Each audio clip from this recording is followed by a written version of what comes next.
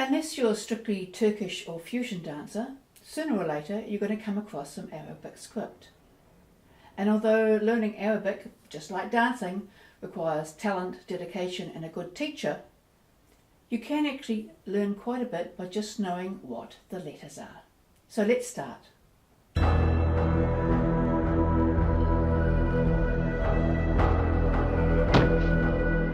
Hi, I'm Kashmir, and I remember some years ago being with a teacher who I respected, and she opened up her music collection and she was going through and she was saying this is squiggle 1 and this is squiggle 2, and I was really quite disappointed, and I vowed then that even if I couldn't learn Arabic properly, at least I would learn what the letters are.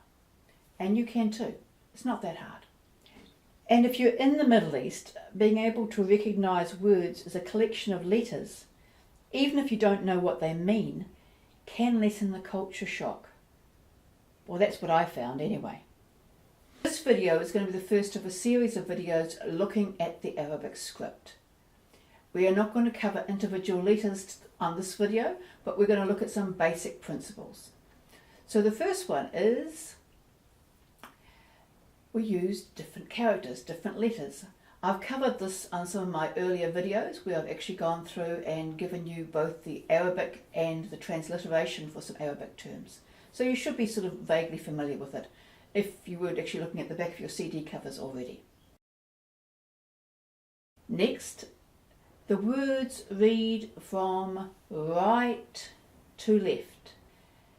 I had a bit of an embarrassing incident when I first started these. I write all my transcripts out on Word, which handles Arabic beautifully, and then I pasted it into my video program, which had a little tiny window. I thought it would be okay. Pasted it, didn't check it properly, and then one of the other dancers emailed me to say, do you realise that you have actually written Raqs left to right instead of right to left?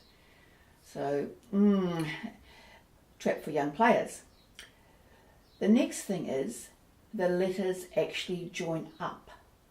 And again, on my video program, it won't do that. Again, Word does. Now, because they join up, the shapes change. So each letter can actually have up to 4 variations, depending on whether it's by itself, at the start of a word, the middle of the word, or end of the word. But they have characteristics which are similar. Next, standard Arabic doesn't show the short vowels. Now, if you're looking at something like the Quran, for example, you may have the short vowels in there, but normal Arabic, standard Arabic, doesn't have it. So even though you've got the consonants, it's often very hard to know how to pronounce a word. But the consonants show you the root. So Arabic, the Arabic language is based on a concept of roots, and they are a collection of consonants.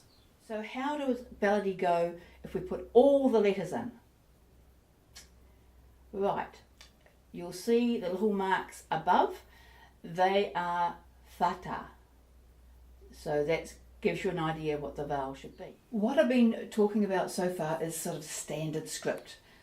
The sort of thing that you'll see in dictionaries, you'll see actually in any written text, and what our teacher had us practicing for months. Beautifully nice script, just like you'd learn at school, where you learn to write beautifully. You'll probably not be surprised to hear that when it comes to handwriting, most Arabic people don't quite follow those nice clean rules, and Arabic handwriting can be quite difficult to understand. Some of them is obvious, like 2 dots becomes a little curve, and some of the others are not quite so obvious, so even the idea of counting the dots to work out the letters doesn't work too well.